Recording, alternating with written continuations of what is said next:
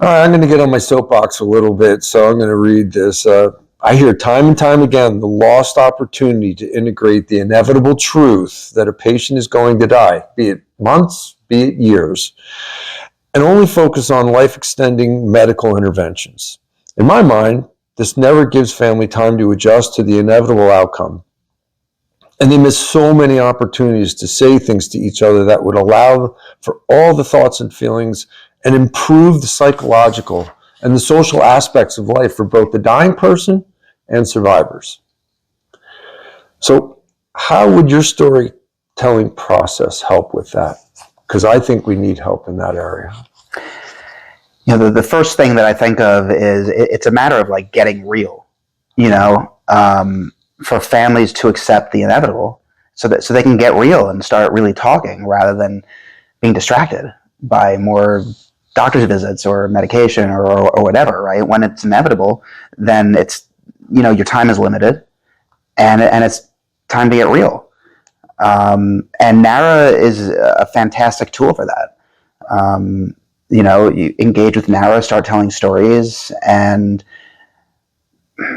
it creates momentum the more you use it.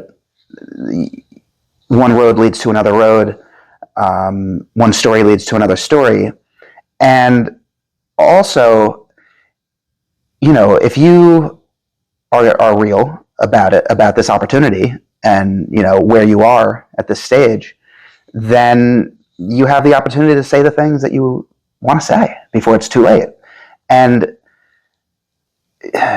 whether Narra is just going to capture that as something that the family can revisit later, or Narra is a tool to help you figure out what you want to say. Mm. Like maybe it's something you need to do alone, to talk with Narra and try it a couple different times and just kind of work through it and figure it out so that you can get it right before you present it. Yeah. Before it becomes like the official version of. Yeah. So I think you have the tool. I really do. What I am curious about, and it's the same thing in funeral service, how can we go, in my speak, downstream, to healthcare providers that are meeting with patients, clients, who have 2, 5, 7 years to live, and to encourage them to tell their clients and their patients they should be talking about planning their funerals. They should be talking about their life story, and Narra is a great opportunity. How do we get people sort of downstream to grab onto this?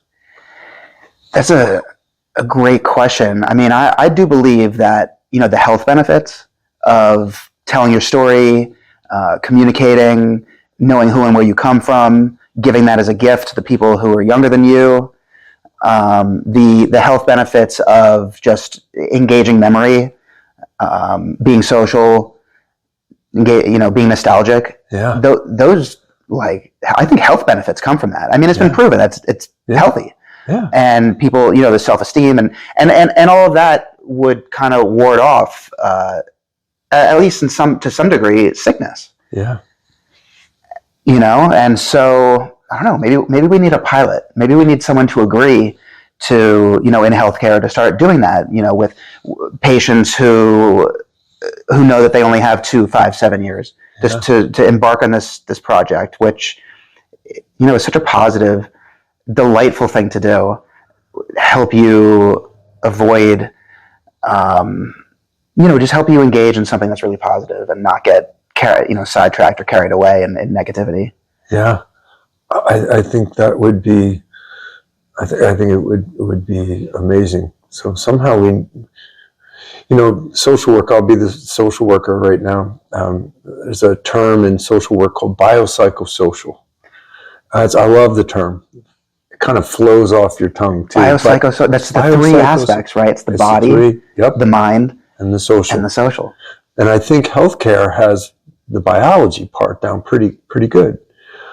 But the psychological and the social part, I think, is missing.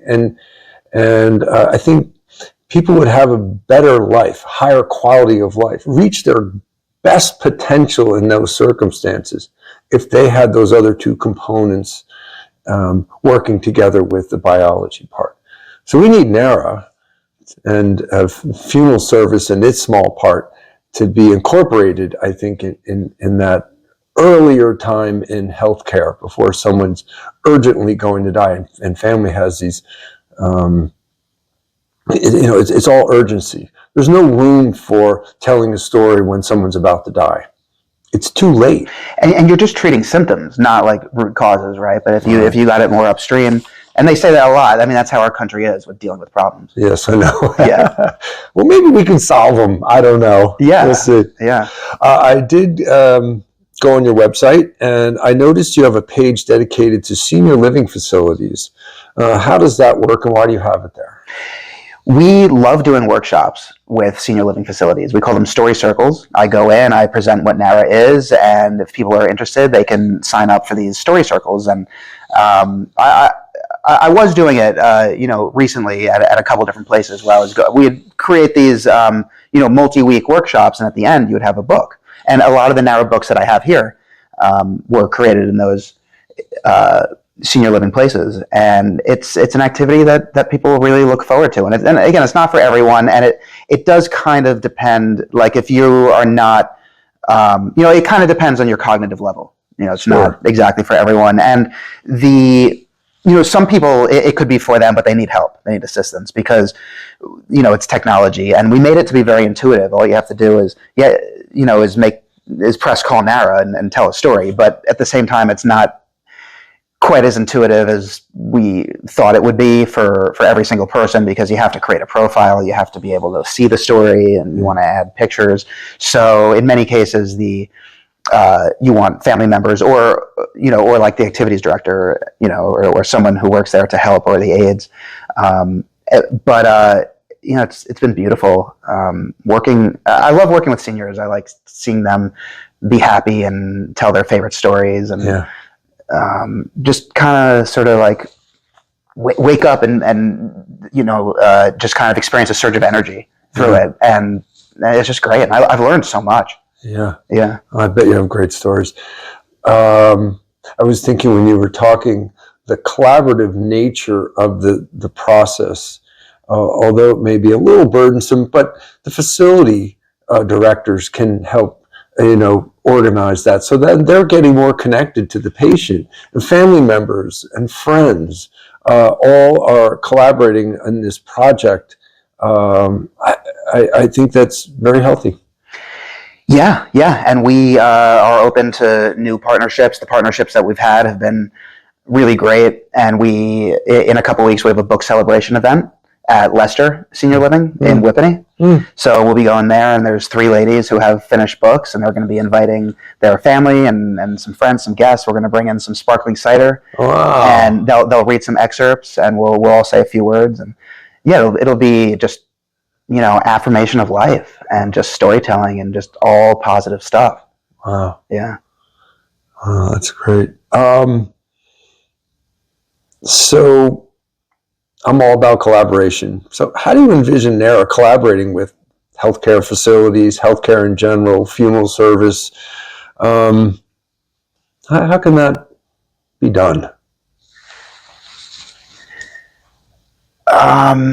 Yeah, I mean, there's so many ways, and we just are excited about the possibilities. But when it comes to say a funeral home, the ideas that come to my mind are in pre-planning, where if you tell stories ahead of time, and maybe the person who is dying is a part of it, maybe they're not, but you could have a beautiful book or program at the funeral when guests come, and it's very moving. And again, just engaging with these stories, it's a place for people to really feel it, to feel what's going on, to be present with it.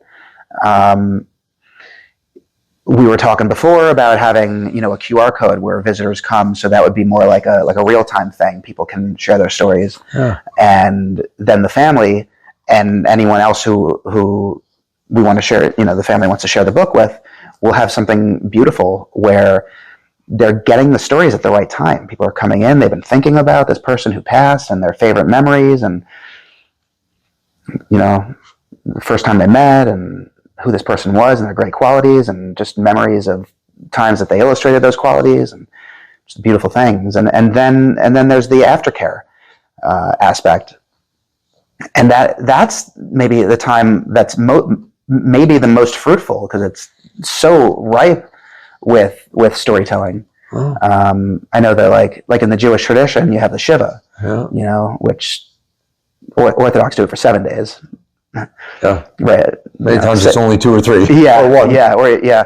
But it's an amazing event where after the funeral you go to the home. Yeah. And you reminisce, and you see people who you haven't seen in a long time. People you only see at funerals sometimes, or weddings and funerals. But it's wonderful to see them. It's a reunion, and it's sad because this person is gone, but it's also, there's something just special about it, because you can feel you can feel the person who's gone, the energy, and how they're the reason that you're being brought together with these other people who you love, and you're reminiscing, and you're telling stories, and you're laughing, and you're crying, and it's special. And and if you can capture it, you can end up with something that you can always revisit, and that nails it. Yeah. So, could a story be started after someone dies? So, family decides at the Shiva that we'd like to collect stories about Dad who died, and whatever notice is put out there, and then the book can be developed posthumously. Yeah, absolutely. I think of it as like a tribute. Yeah. And I've done many of those. Really? Someone who they're like, oh, I wish we had captured Dad's story while Dad was alive. Yeah, well, second best case scenario is you do it now while the memories are sharp, and as sharp as possible, and you can do something beautiful that does justice to their story, captures their story. It's not just about, serving the person who passed. It's about that, but it's also about serving the family and the future generations. And like these stories that get passed down, if they're not written down, they just kind of fade. They lose details, and 3-4 generations, they're completely gone. Yeah. If they're put in a book, they're there. They're there. And or the narrative is online in an audio book, or that stories are there told in first person that someone could go listen to and find out about their great-grandfather or great-grandmother. Wow. Or it's just on this platform that's full of stories, and you can put in the search window filter, Grandpa Dave. Wow. And everything that has his name in it shows up. Wow. And now you can make that book. Print that book. I'm just I'm sort of blown away by this idea. I think it's very powerful. I look forward to telling our families about it. Yeah. I really do. Yeah. Thank you. So I know you've helped over 70 people tell their stories and publish their memoirs. In all your experience in collaborating with so many different people, what personal insights do you have that you can give to the audience? So, kind of general insights are that, the storytelling process is delightful, even if it's, at times hard. It takes energy. You're maybe exhausted by the end of it, but it's just a positive, delightful thing. And, in most cases, people are telling the stories that make them smile and laugh. Yeah. And it can be therapeutic too. They can work through things, and they come out of it feeling refreshed and rejuvenated. Discovery and surprise is always a part of it. Because the conversation again is back and forth. It's generative, and you always remember things people always remember things they hadn't thought about in years. Yeah. Half of my clients had moments during the interviews where they're like, "Oh my God, I haven't thought about that in years. That's amazing." And they tell things that they couldn't have predicted they were going to say.